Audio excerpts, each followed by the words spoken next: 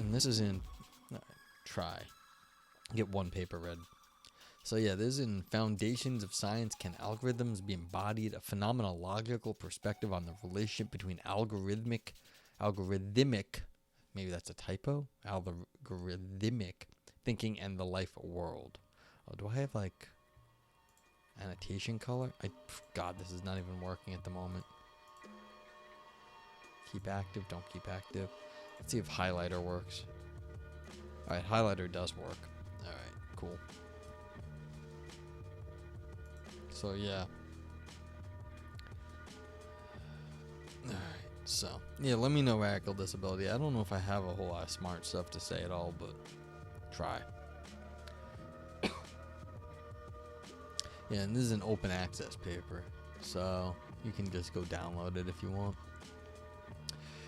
Introduction. In this article, I will address the following main questions. What if we try to overcome the notion of artificial versus human intelligence by assuming that human intelligence can incorporate artificial external components, just as artificial intelligence can simulate human responses? What if human embodiment can be augmented technically and digitally? These are now classic questions in digital technology studies. However, in order to develop my argument, which I will structure from a phenomenological point of view, I would like to start with a quote from Catherine Hale's seminal book, How We Became Posthuman. Radical disability says, right to freedom of speech doesn't mean right to have people listen, to listen, including trolls. What we need to do is de-radicalize trollism, specifically right-wing ones. The social economic investment is through the roof. Yeah, that's the thing. People are making a lot of money off this, and so changing that right now in a capitalist sort of dystopia we live in, yeah, it's just very hard. I've discussed this with about other problems, about like current society on stream before. Said I don't know what to do, but any big change is going to take a massive shift because of the way things are right now. It's been shifting towards bad things, and it's not been, getting better. Things have been getting worse, and I don't think anyone has been thinking, oh, so much is getting better in the last few years, at least in the United States. I don't know about other countries, but like things have been getting messy here. So yeah, it's this weaponized trollism. We've got like surveillance capitalism, which is again plays into the trollism because the trolls help bring like get like things stirred up. So the media, the people who control the surveillance, the media companies can do more, so they like it.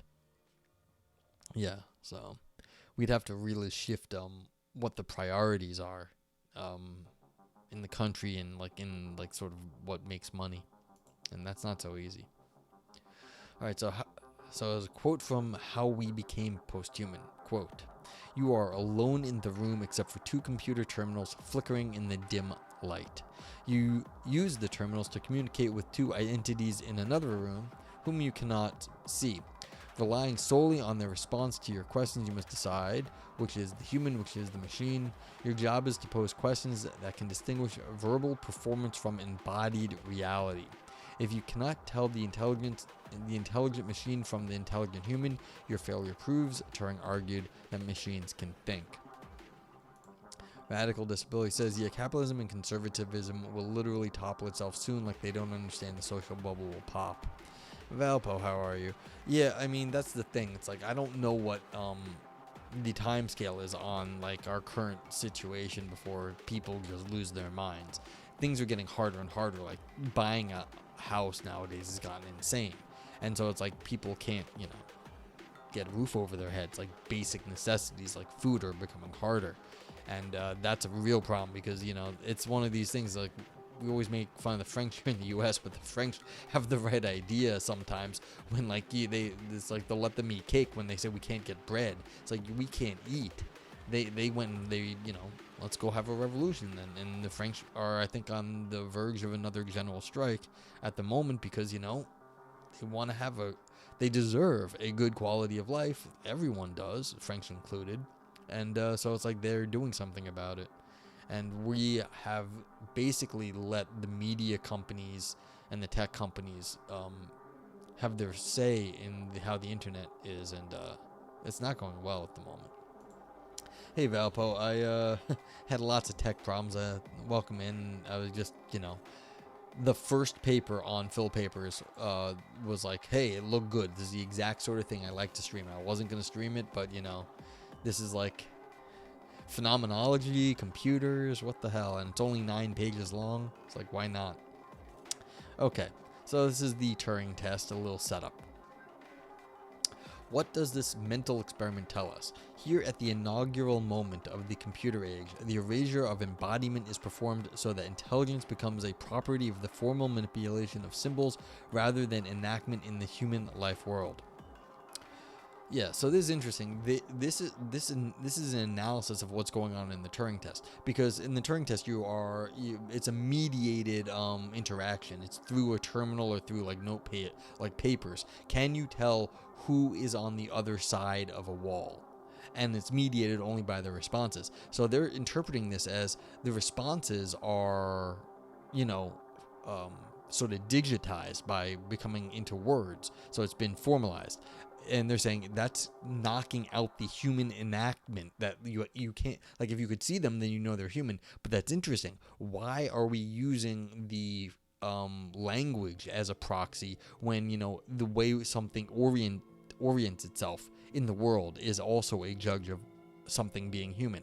So why should the formal manipulation of symbols rather than the inaction in the human life world, so like one over the other of why do we treat the manipulation of symbols versus moving around like a human would? Granted, you could now look at the sort of like Boston Dynamics robot and say, well, we're getting robots that can kind of move like us. But it's true, you could easily interact with a robot and find out that they're not human. Like, you could pinch a Boston Dynamics robot and you'll find out it does not react like a human does. So it's very easy in that sense that the way we interact with the world is another way to tell what sort of thing it is. So, thus, at the heart of the Turing test, there lies the erasure of embodiment. Such an erasure has been reinforced by the definition of information provided by Claude Shannon and Norbert Wiener, who have conceptualized information as an entity distinct from the substrates carrying it.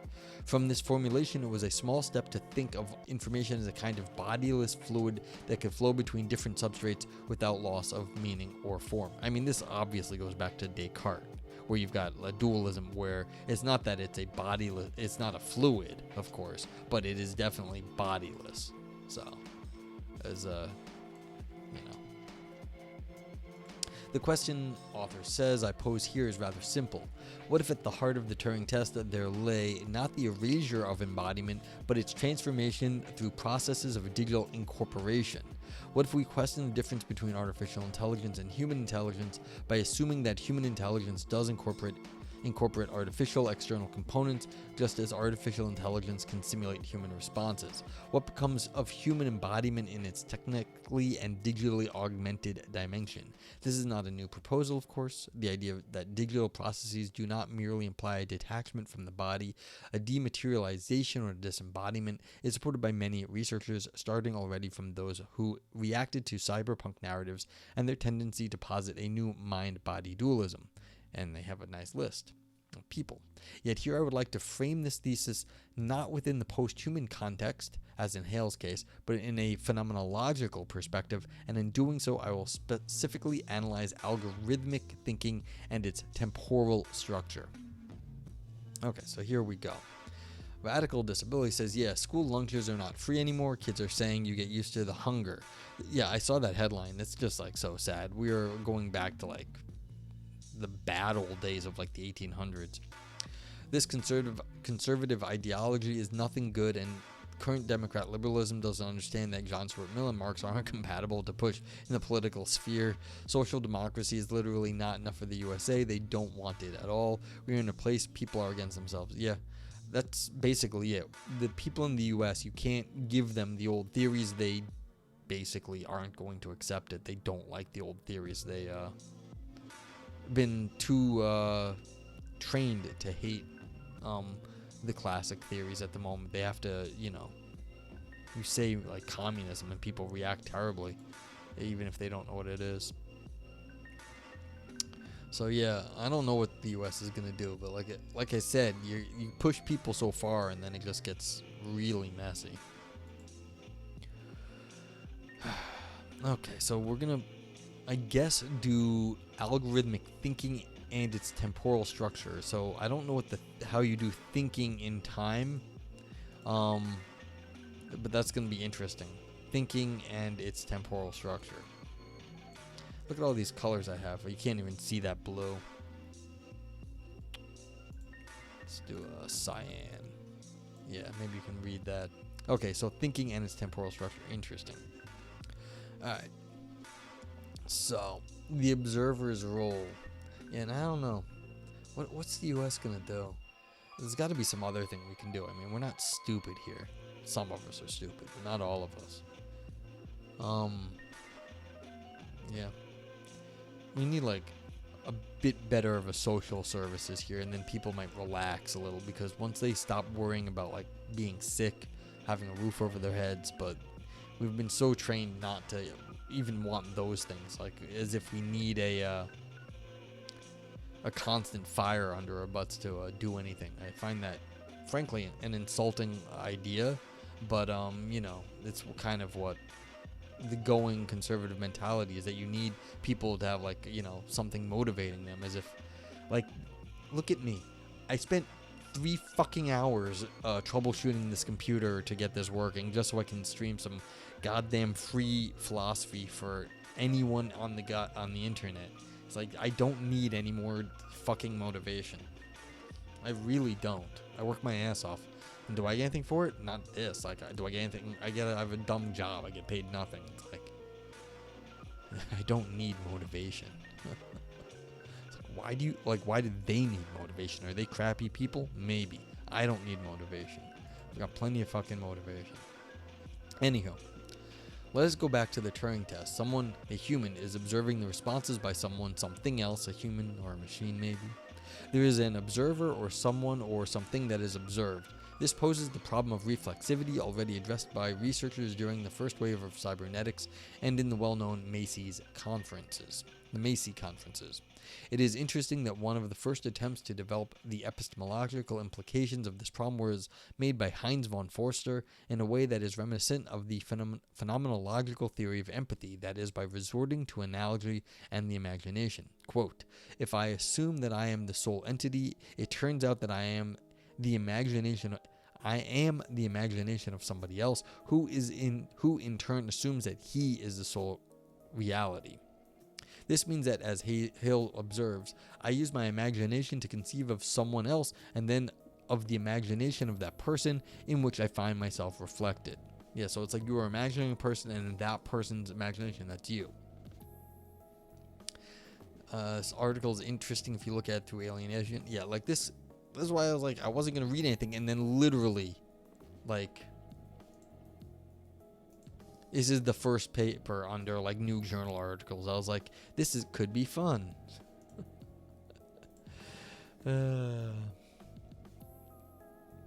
Although von Forster himself deemed this argument insufficient to found reflexivity in a rigorous epistemological way, it remains interesting from a phenomenological perspective. It shifts the problem of reflexivity from observation, from the objectivist point of view, to the observer. Umberto Maturana, whose work influenced von Forster's views after 1969, expressed this point in his 1972 book, co-authored with Francisco Varela, Autopoiesis and Cognition, through his well-known maxim, "Everything said is said by an observer." The relevant point here is that shifting the attention to the observer also means giving relevance to a body, the observer's body, with its own context and positioning, to a primal and original experience that is embodied. This is the phenomenological move I am interested in, that is, the relocation of intelligence, even when artificially augmented, within lived experience, what Husserl would call the Lebenswelt. Even though Maturana himself retrospectively acknowledged that his and Letvin's initial attempts to reformulate The objectivist epistemology of early cybernetics ambiguously assumed an objectivist framework. The emphasis on the observer's role is important, for it allows us to connect symbolic operation to their foundations in experience. Okay, so this is interesting because what they're doing is they're tying voice, like who is doing the talking, who is doing the observing, to a phenomenology. That means there's like a perspectivism going on here. You're shifting, you have a perspectivism, and so whoever is doing the talking, there is still a observer, listener perspective there, which you can represent as an embodied way. One of the interesting things about this, in terms of analysis of the cogito ergo sum, is that you can actually think of the perspective as shifting from cogito, I think, to therefore I am. You're shifting the perspective away from the thinking to the viewing of the thinking. And so this is fundamental, it's been argued in print, in the literature. It's fundamental that this phenomenological shift actually goes into dualism. So there's a history of this phenomenological shift, arguably, in the cogito ergo sum of Descartes, that there is a phenomenological shift from the I think to the therefore I am. The therefore is almost a phenomenological shift to reflecting upon the cogito, the I think, and that's how you get to the therefore I am. But like that's kind of what's going on here.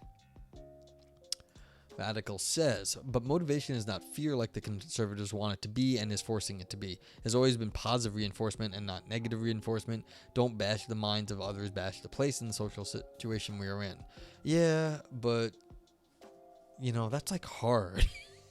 People don't understand that. Like they really are. The problem is a lot of the conservative thinking is just like simplistic, and that's not a knock against it. It's like sometimes simplistic is good. You want it to be straightforward. You want it to like have power. Simple is like good in this case, and so that's good. But like they got the wrong thing. I think you're right. It's like fear works, but it's not fundamental. Like you don't want people to be only acting out of fear, because that's not really gonna get you into a good place. And so it's like, yeah, it's like it's misdirected fear. It's misdirected simplicity here. So I understand the motivation to have like a simple motivation is like, that's good. Doing it just like silly, like in this naive way is sort of the thing. It's like it's bad, and that's why we're in the mess. Like, what are we gonna do about this? Like, just make everything about fear, and like that's what you see. People are completely just sort of like afraid of all this shit. Like, oh no, there's trans people and they're gonna be in the bathrooms. Like, holy fucking shit, that's like never been a problem, but they're afraid of it. Yeah, go be afraid of the Catholic Church or something. That's like something to be. And I'm not even like hammering them for, you know, being in bathrooms and abusing kids. Like, the Catholic Church is to be feared. Like, that's a very powerful organization in the world. If you want to fear something, but like that's not what they fear. They like this conservative stuff. But I mean, and I'm not even saying Catholic Church is bad. I'm not. I'm just saying it has a long, powerful history, and if you want to be afraid of something, be afraid of something like that.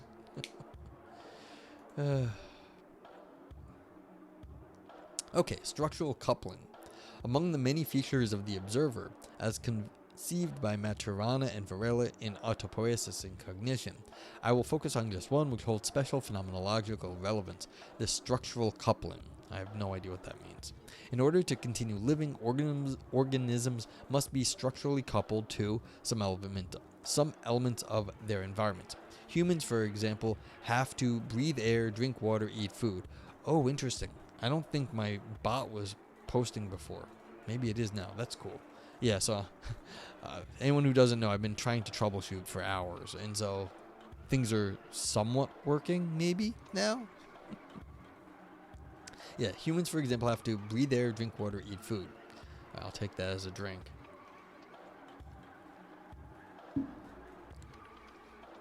Living systems engage in a two-way, mutually triggering interaction with their environment.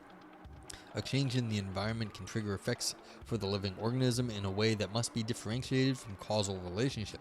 Causality is not part of the autopoietic process itself, but rather the descriptive domain of a human observer who draws inferences from her descriptive position. Information, coding, and teleology are likewise inferences drawn by an observer. In the autopoietic account, there are no messages circulating in feedback loops, nor are there even genetic codes. There are abstractions invented by the observer to explain what is seen. From a phenomenological standpoint, we could say that living systems' relationship with their Umwelt is essential for them. Cognition, as long as it is understood as an autopoietic process, involves structural couplings between the living system and the environment. When we describe these couplings scientifically, we must pay attention, as the Husserl of the crisis would say, not to confuse the idealized concept we construct to describe phenomena with the phenomena as such. This is why it is important to return, on one hand, to the things themselves, the phenomena under observation, so as to escape the risk of mere operational discourse, and on the other hand, to the observer's position. It is important not to forget that her cognition is embodied, that is, mediated by the sensory and cognitive interfaces of embodied researchers. Okay, this was a terrible sentence. This is one sentence from the beginning of the top of the page to like right here. But yeah, I mean, I'm not sure exactly, again, the couplings, like these what they're called, structural couplings. I just think of this, I've heard this before. Basically, you can think of things as symbiotic. There's no real causal structure there because you have to take them as a whole. It's a holism, and they have a symbiotic relationship. So it's a symbiotic relationship we have with our world in some sense. And you can think of it that way, that us and our world are in some sense, you can like break down the like, oh, I got thirsty and I needed to drink. Fair, but then again, I saw the water, I had the water here, like it was me and the water interacting to make me drink, not necessarily like some drive within myself that you might think of that as an over psychologism. And then you get yourself, if you want, that this gets real difficult if you want to talk about like what are we over psychologizing here. If it was like, am I thirsty and I need the water, or was the water there and that sort of like, not that I was thirsty, like of course I get thirsty, but what exactly was it that caused the like interaction? Was it my thirst, or was it something like the symbiotic relationship I have with my world? Does my world in some sense structure itself that I need to drink? And that is kind of how I interpret thirst. And now you're getting into the difference between Husserl and Heidegger, where Husserl would say, look, you're getting a like something in from the world, the noema, and then you kind of make it like a psychological decision with that stuff. And then Heidegger says, no, it's all out in the world. That's what the water does, is it waters, and it makes you like, it kind of like makes you water at the mouth, because that's what the water does. It makes you like go to it or something. And so it's anti-psychological, and of course the truth is somewhere in between probably, or something like that. But like, this is a interesting way of interpreting the world, where you've got like this in-between stance between what the world is doing and what you're doing. Radical says, simple for simplification is purposeless, hollow, irresponsible. Simplify the complex as humanity can't operate simple. People's definition of simple are different. It can't be unified. Forcing this to be unified, taking autonomy from people. Yeah, you don't want to oversimplify, but it's like there's the two sides of the coin, of course, is there's the what's a razor? Let's see, I'm blanking because I'm stupid right now. You know, there's you have to take the simplest explanation is always best. It's it's been around longer than whatever the razor is. But then there's the other thing is you should always you have to complicate things as much as need be. You can't always take the simple thing. But yeah, I'm just saying that we're not that clever all the time. Getting things down to a simple response isn't the worst thing, but fear is not the fundamental way to be dealing with people. You need something simple, but not that simple. I'm not saying simple for just because it's simple. I'm not knocking things for being simple. I'm knocking things for being misdirected, and I think the fear is misdirected. So yeah. Occam, thank you. Yes, here's what happens. I start losing word recall, name recall very quickly. It's one of the first things that goes on me.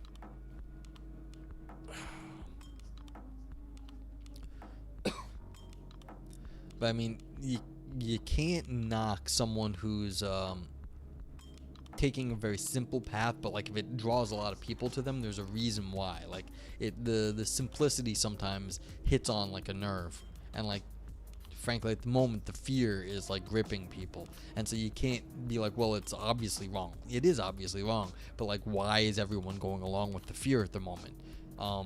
That's a much harder question. Like that's a complex question. Like if they had something better to do, they wouldn't be jumping on the fear bandwagon. So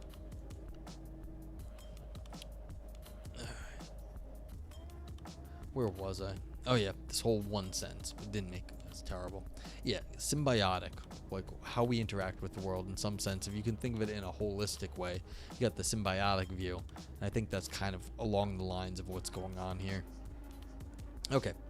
Clearly, Maturana and Varela's theory is based on the principle of treating cognition as a biological phenomenon. However, they were fully aware of the fact that even artificial systems can be autopoietic unities. If living systems were machines, they could be made by a man, they declare. But we could then ask, what if we expand the notion of structural couplings in the current digital era in order to include those interactions necessary to the everyday life that involve algorithms? Alright, so this is... what is an algorithm in our life? I'm not sure. Like, there's things like people pray every day, and so in some sense you've got a repetitive, similar process that's not exactly the same because it's a different day, it's a different person. You can only step into the same... you can't step into the same river twice, the old Heraclitus line, because you're different, the river's different. So if you pray every day, you may be saying the same words, but you're not the same person. So... yeah, so interesting concepts here though, like because an algorithm is a repeated process. All right, incorporation / inscription.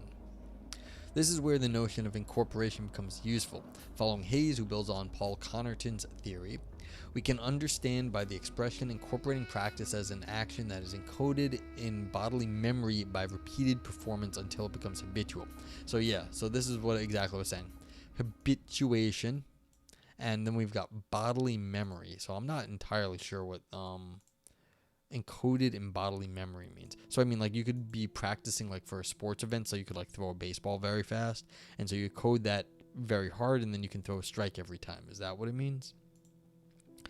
I mean, if you're not from the US, I mean, you can, practice penalty kicks in soccer, football, and so then you do that a million times, and then when you get into a game, you kick the ball, it goes into the corner, you score your goal.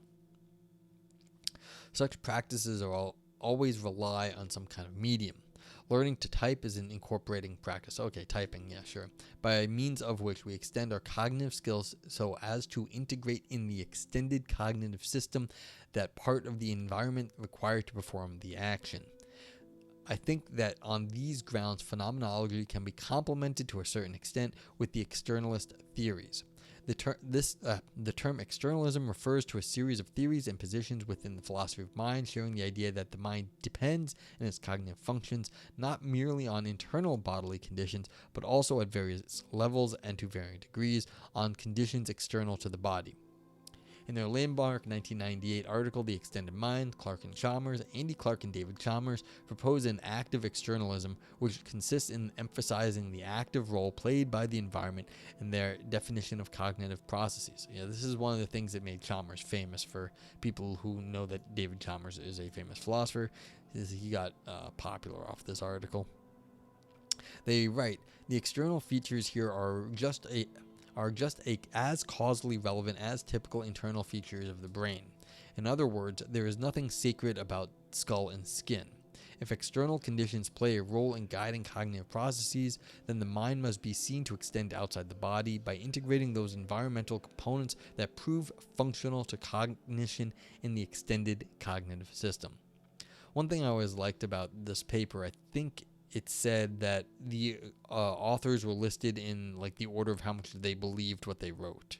So Clark believed it more than Chalmers, or maybe it was the other way around. I don't remember.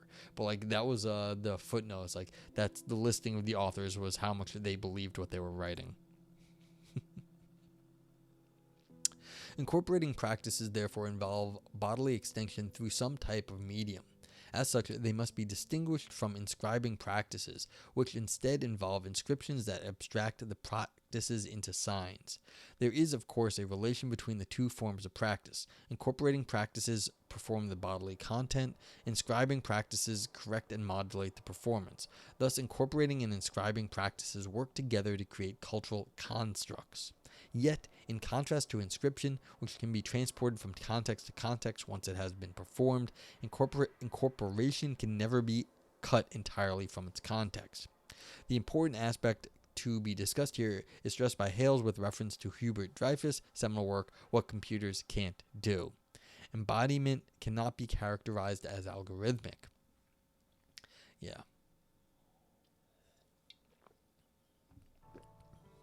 In his book, Dreyfus relies on Merleau-Ponty's theory of perception as habit in order to argue that human cognition is primarily based on unconscious processes rather than unconscious symbolic processes that can be formalized in heuristic programs for digital computers.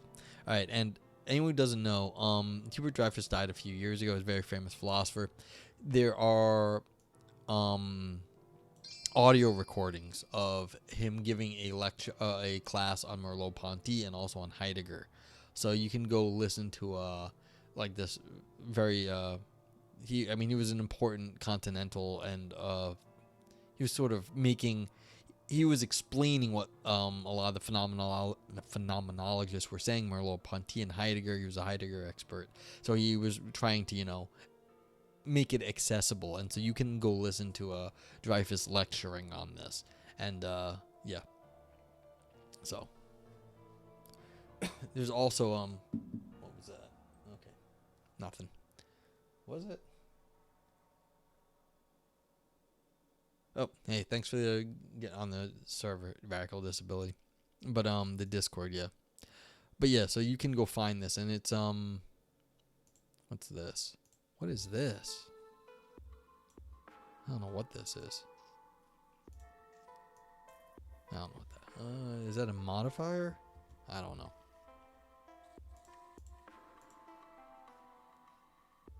Let's see what this does. This is a pin. Don't do that. Okay, whatever. Yeah. This happens precisely because most human behaviors are embodied.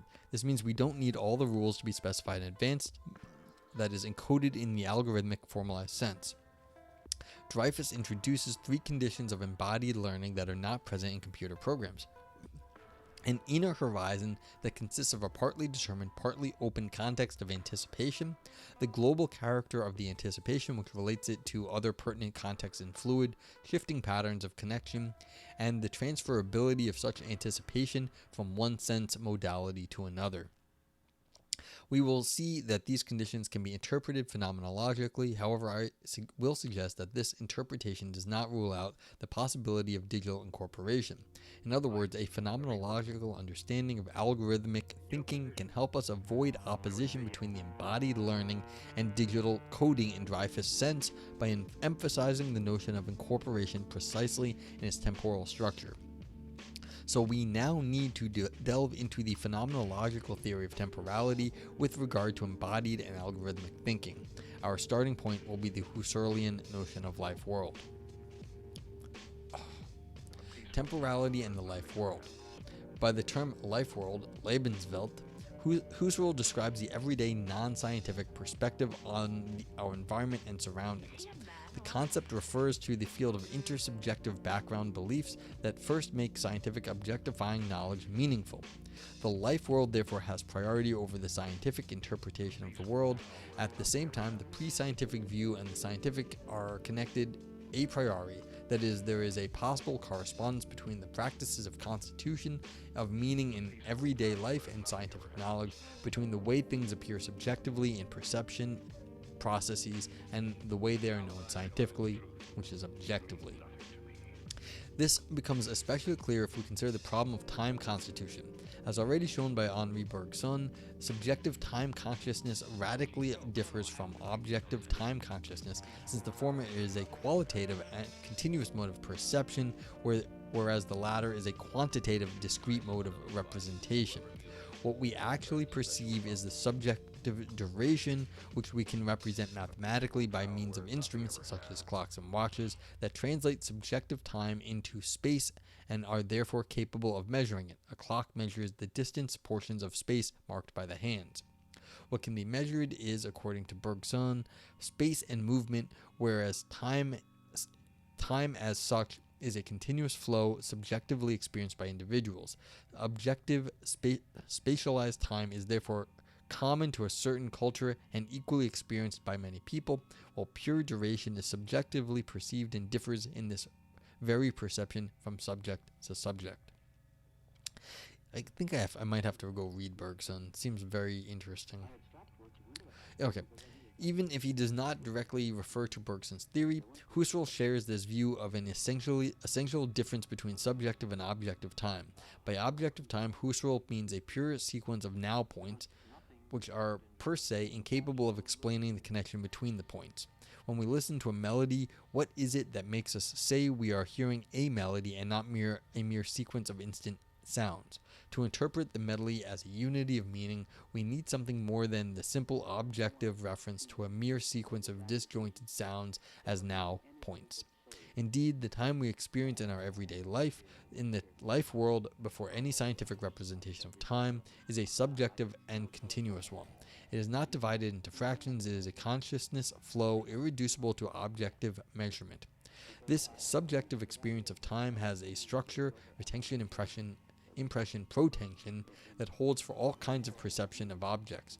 However, Husserl is much more interested than Bergson in explaining the correspondence between subject and objective time. His whole lecture series on the constitution of inner time consciousness is devoted to this topic. What page am I on? I don't even know. Oh my god, so I don't have my page numbers here. Uh-oh. Alright, I'm halfway. What time is it anyway? Alright, so it's only midnight. We're okay. Through reflection representation, we build a correspondence between the subjective experience of a certain content and its placement within an objective time frame that we can repeat independently of the original experience. For instance, through recollection, which is a form of reflective representation, we can reproduce the melody we heard yesterday, because we can build an analogy between the movements of the original perception and the moments of its reproduction in the present. We know that the reproduced melody is not really perceived, but it is perceived as if it were being heard now. Nevertheless, we say that it is precisely that melody we heard yesterday that is being reproduced now. This is possible because, thanks to repetition mechanisms based on reflection and secondary non-retentional memory, we have progressively objectified subjective time perception into an objective time frame. We can therefore place each subjective time perception within this objective frame. As pointed out by Domenico Schneider, time consciousness is always extended and is given by the protensional and retensional structure of consciousness. That's from Husserl, or the biological time of life in the form of a duration or a durée. That's Bergson. Is a particular mode of temporalizing. We have to separate this way of temporal structuring from technical time structuring. Alright, so we've got these two things. It's basically going subjective, objective. What is it? Well, the biological time is, is extended over, life. But, the formal one is, oh god, what did I just do? This. Pencil. 100%, right? No. What have I done? No, this is wrong. Okay, line.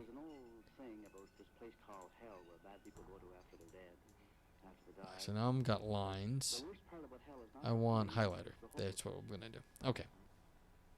Sorry, I've broken all my stuff. I don't know what I'm doing at the moment.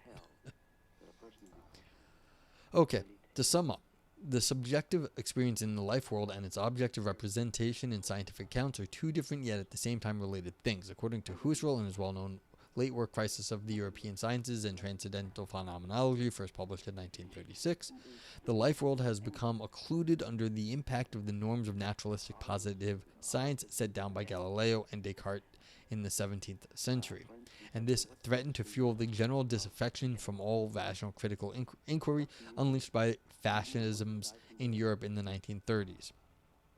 The priority of the life world over scientific interpretation turned into its reverse. The completion of the positivistic view of the world in modernity produced an absolutization of the scientific attitude, meaning a progressive oblivion of the sources of our experience in the life world. We can see this very clearly in the course of industrialization, which start with machines and the steam engine and ends with the development of the assembly line. Certainly, these are the main events, which are additionally accompanied by urbanization, electrification, and an increased mobilization of our society. These events would have been inconceivable without the fragmentation of subjective time and experience into objective units, measurable in terms of work time and time wage. Hey, Evolve Yourself, how have I been? I've been okay. I broke all of my stream stuff today, and I had to work a bunch, and I got it back. Did you raid me or something? I don't even know. I have all my alerts are down now. So if you did, thank you. If not, you're awesome regardless. Let's give you a shout out, though. We can do that still, which is cool. Can I? Yes, so we can do a shout out still. Anyone who doesn't know Evolve Yourself, he's the man. He does cool. He does a lot of meditation, does like some chakra balancing. So he's trying to, do a few different things on stream. He plays chess. He does like meditation, talks philosophy. He's another analytic philosopher like myself. Does mind, metaphysics, philosophy of science. So more content over there for these sorts of things if you're interested in that. And like I said, he's a chess instructor, so he'll kick your butt at chess too, if you want, or he'll teach you something about chess. But yeah. So Evolve Yourself, I busted everything. I my alerts are down, so I figured, you know what, let me bite the bullet and just start upgrading stuff now, because generally I keep this computer as like my project computer. I don't touch it, and that way everything works for long periods of time until things eventually start breaking.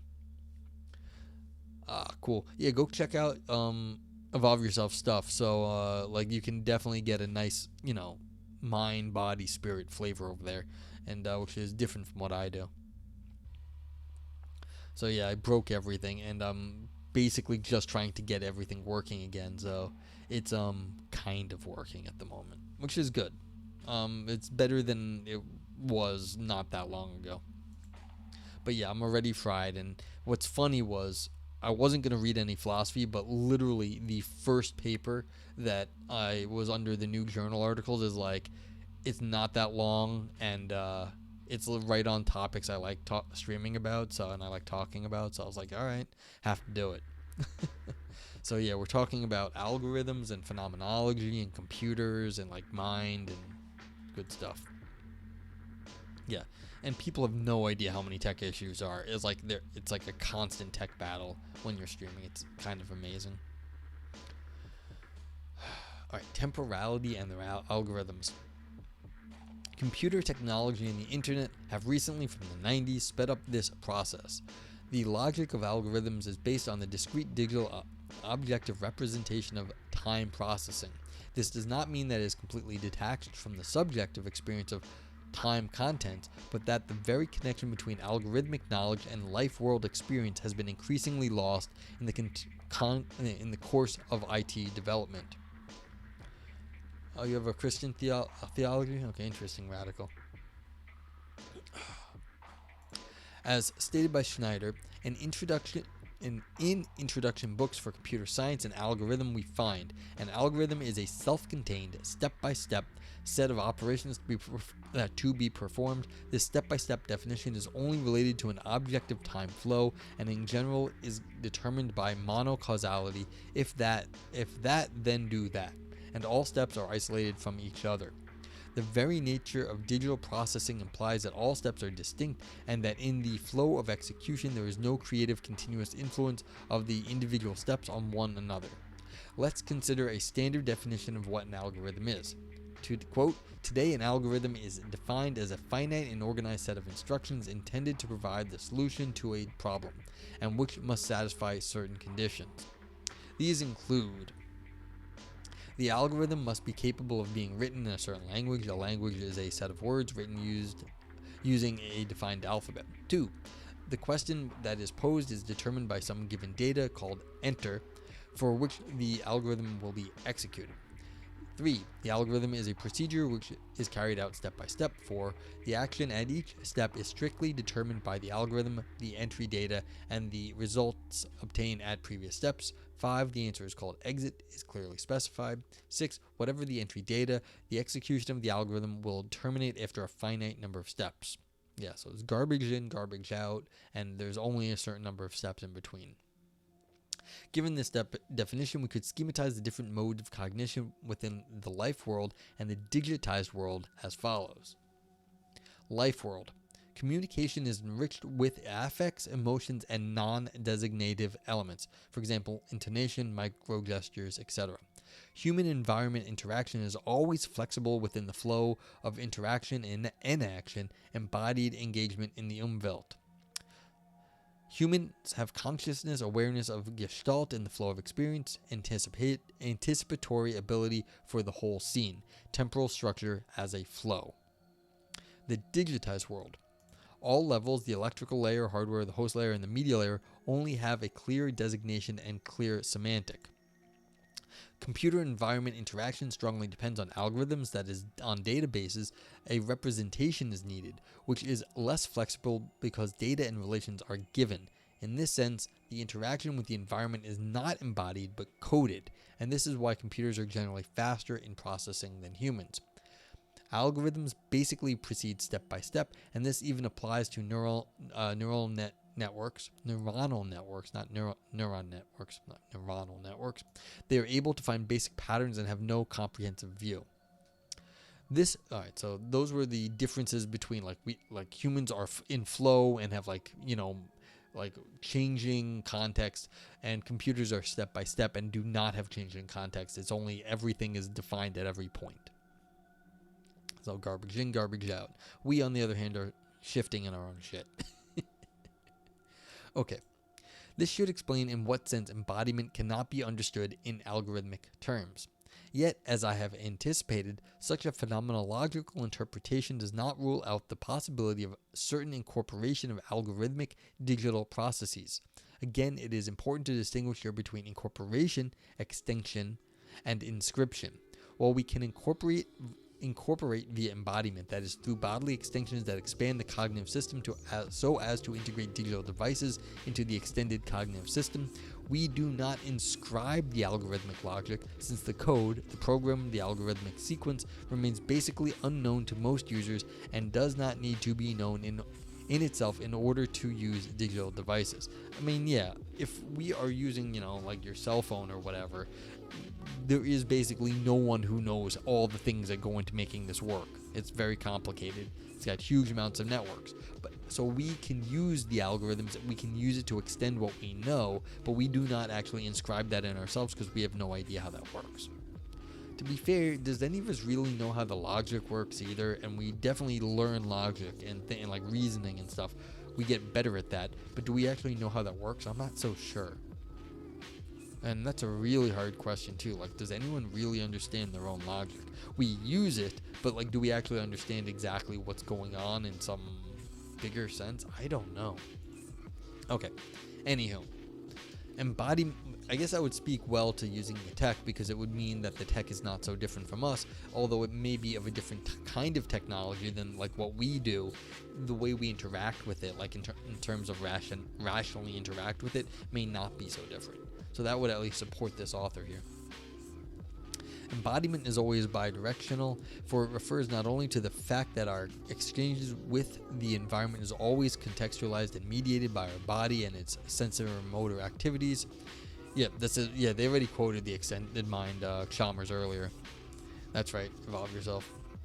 But also to the fact that the tools and devices that facilitate our experience of the world are increasingly becoming embodied, that is, embedded in our bodies and cognitive capacities. missed a period right here.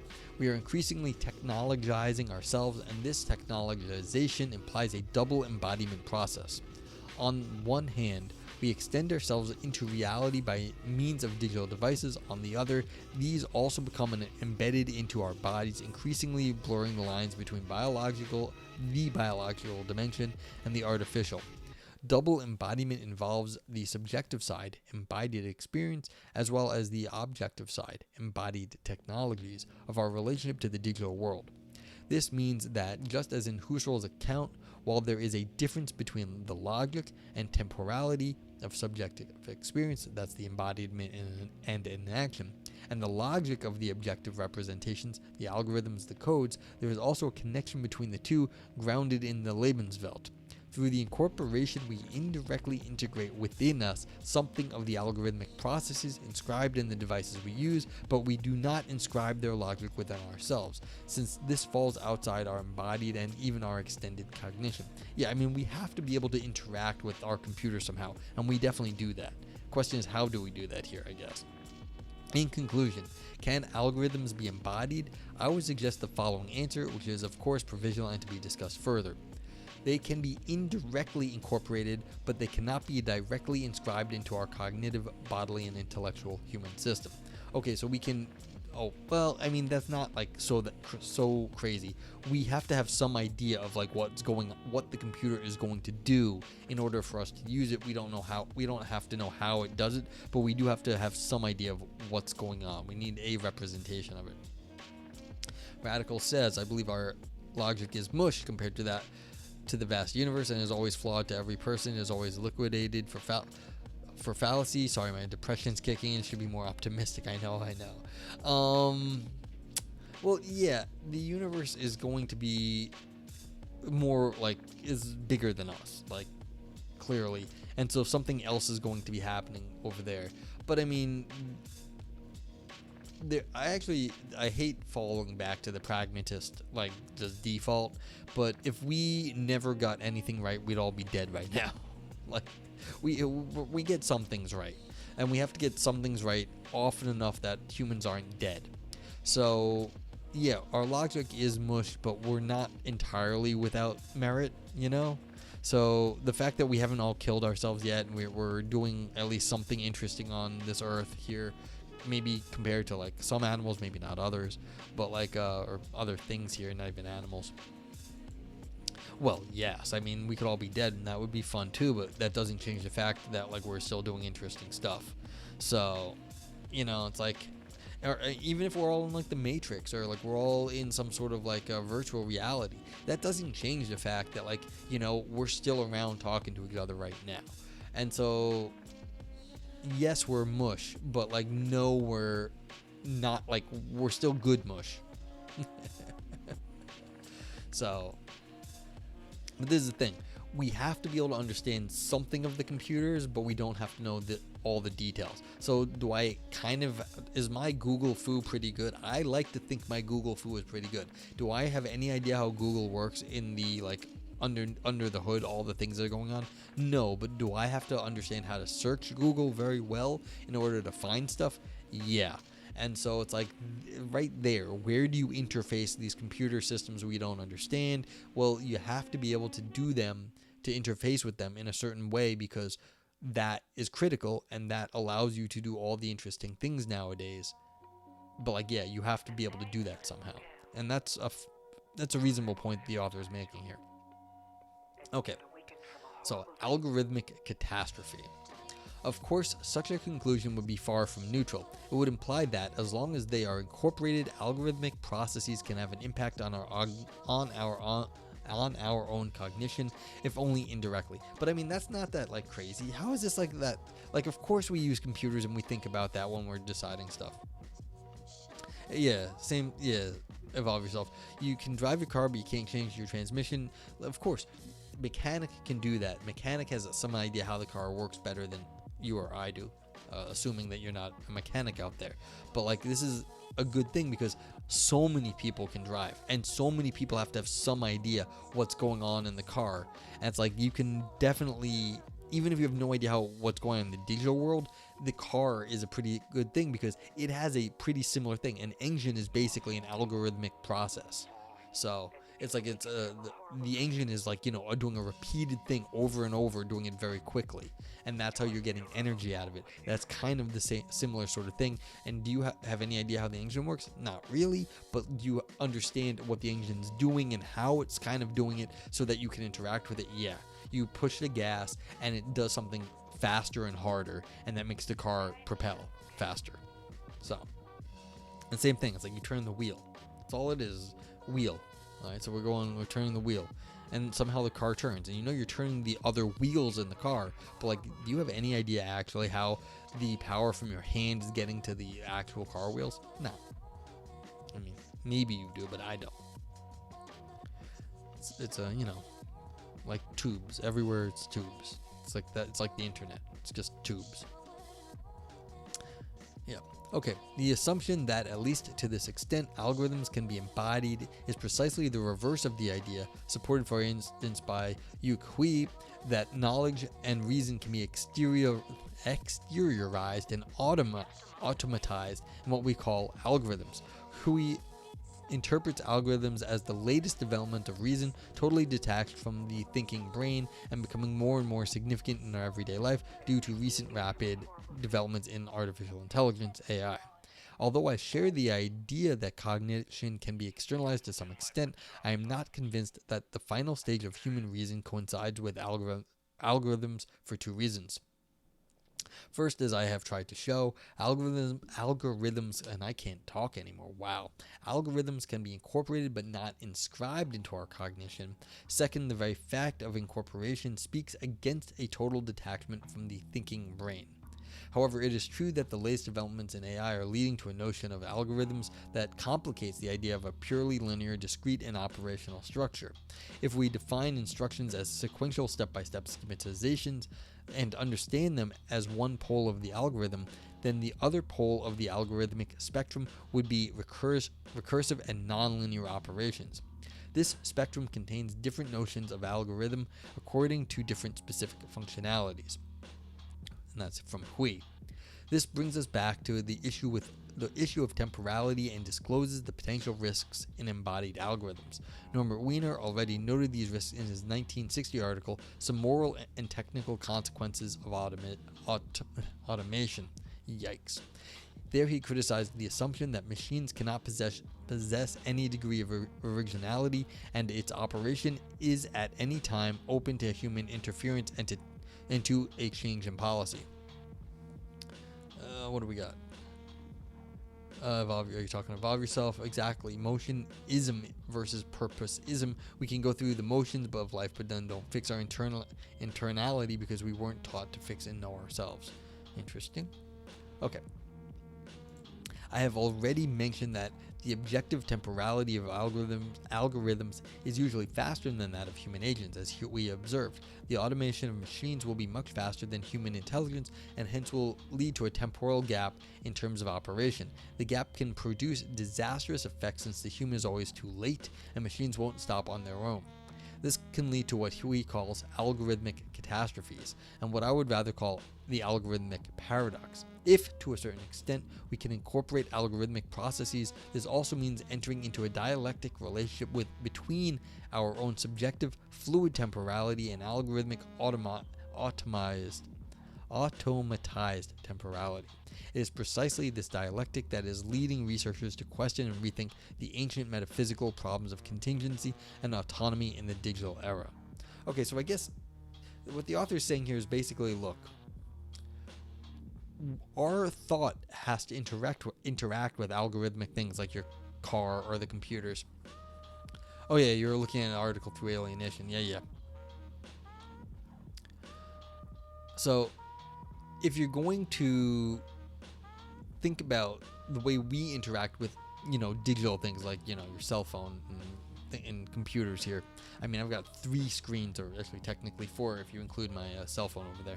So I've got like 4 screens and how I'm interacting with all this stuff. I've got a mic here, I've got a tablet, I've got a mouse, I've got a touch screen laptop here in which I'm like running my Stream Deck so I can like click a button on the screen, which makes a quote, a random quote that I programmed to pop up, grab a random quote off a list and post it to chat. So it's like all these things, but like the interaction is really what the author is claiming is fundamental. So if you're thinking of what's like the next stage of human evolution is the algorithm, that's too static. What is really interesting is like interacting between our wetware and this sort of like complicated incorporation of the algorithm into that stuff, and vice versa. So if you just are thinking, as they said earlier, like poles, then yeah, the abstract thing is fine, but that's really not where the interesting work is going on. The interesting work is how these things are getting integrated into our lives, not having some sort of step-by-step, decision procedure. So, what did Heraclitus say? A man in the night kindles a light for himself when his sight is extinguished. So this is interesting. Heraclitus is right here talking about technology. When your light goes out, you make a fire, which is some sort of tech. So living, he touches the dead when asleep. When awake, he touches the sleeper. That's strange. So when your light goes out, you do something. But life itself, if you, not when your eyes go out, but your whole life goes out, then you touch the dead. When asleep, when awake, he touches the sleeper. So it's again, it's this relationship between what can we actually do, what can we do when we are losing our senses, and like when we lose our senses, what happens? So like you're kind of like you're dead when you're asleep. You touch the dead, just touching it, and when you're awake, you touch the sleeper. So when you're awake, it's kind of like you can just touch the sleeper, and when you're asleep, it's kind of like you're just touching the dead. And so it's like when you're in the night, when you lose a sense, then you have to find a light. So you're touching the dark at that point. But the only way to do that is with a light. Okay, so it's interesting. But again, this is a different interaction with technology than what we're talking about here. There's a ancient view on this, sort of what is technology and what are we doing when we lose technology. Okay, but yeah, that's Heraclitus. Conclusion. In this paper, I've attempted to outline a phenomenological interpretation of embodiment in the sphere of algorithmic intelligence, developing my argument in the following steps. 1. The distinction between human and artificial intelligence can be overcome by combining the inactive and post-human perspectives by resorting to the concepts of structural coupling and incorporation. You feel like you've lost our senses as people, Lamau, in modern life. Well, yeah, then you're going straight up alienation. Sure. You can still go swimming and stuff. Like, you don't have to... not even swimming. You could go like eat some good food. Like everyone go eat something they like, and that's like an experience that you have not completely lost swimming. Yeah, okay.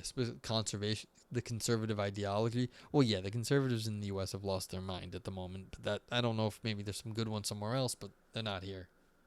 Like we got like craziness here.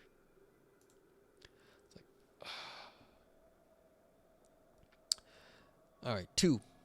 Algorithmic and digital temporality can be interpreted as a form of objective temporality, as opposed to subjective temporality of consciousness in the sense theorized by Husserl.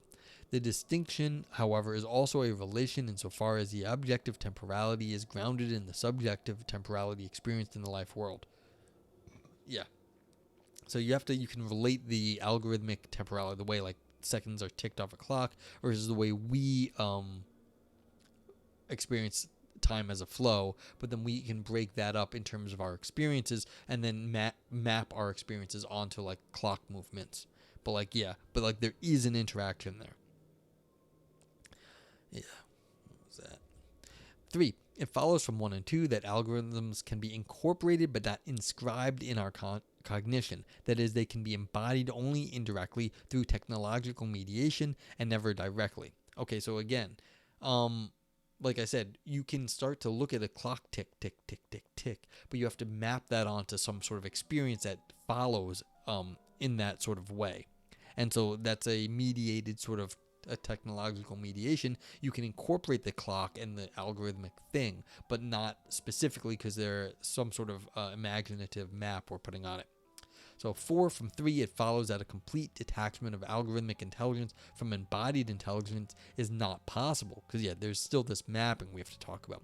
Therefore, a critical margin to avert possible algorithmic catastrophes is always open to human intervention. I don't think they justified that last one. There is something bad that like could happen if we let our computers run away from like go crazy here, but yeah, they're not going to be doing what we're doing, at least, because what we're doing is slightly different. The problem is if somehow someone figures out how to jump that gap.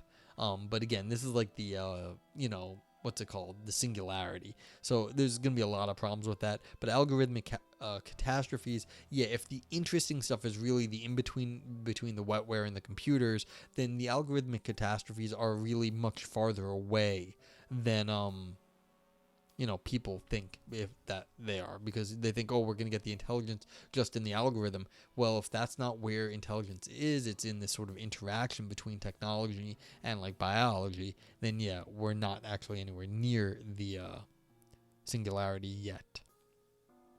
I mean, I kind of agree with that, but I mean, it's always open to human intervention.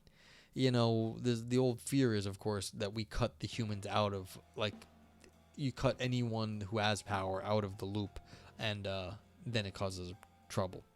Okay, so what happened in this paper? If anyone has questions, let me know. But basically, I mean, they summed it up okay.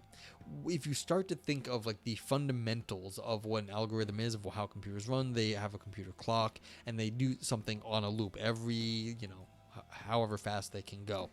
And that is just basically no different than any clock anywhere else. It's just tick, tick, tick, tick, tick, just much, much faster.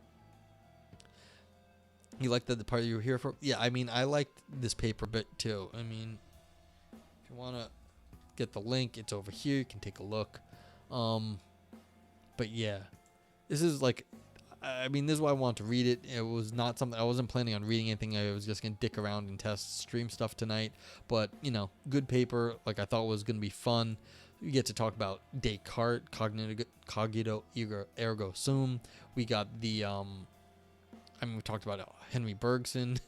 We talked about Husserl. We talked about phenomenology. We talked about computers. There's a lot of stuff I like. So, this is, here's your David Chalmers, where we were talking about the extended mind right here, evolve yourself.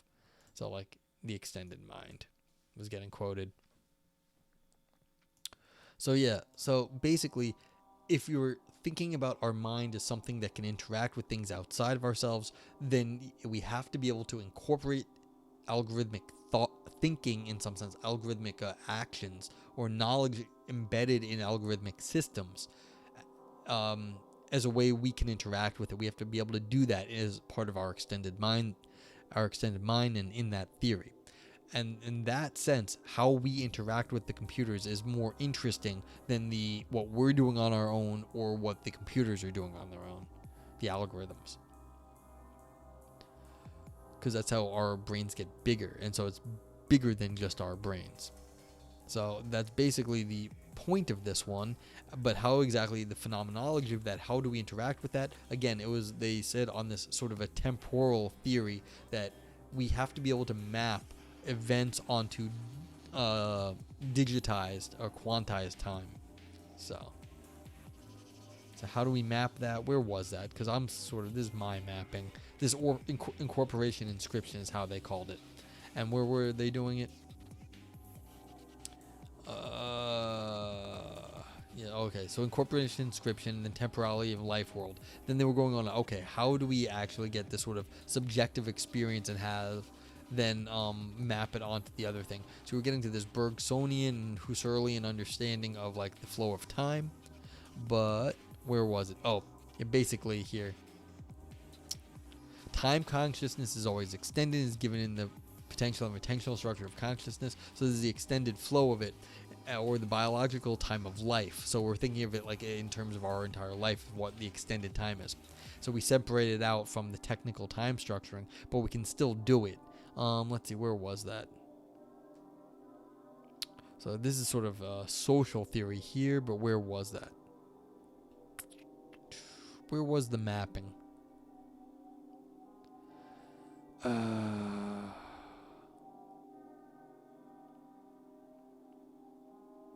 yeah. So yeah, they can be indirectly incorporated, but they cannot be directly inscribed. So how are they indirectly incorporated? Not exactly said, but this is the whole point, that if you're going to deal with the computers, you have to understand, you have to have some sort of feel for what they're doing in order, like I was saying, to use Google, you have to have an idea of what sort of things to search for.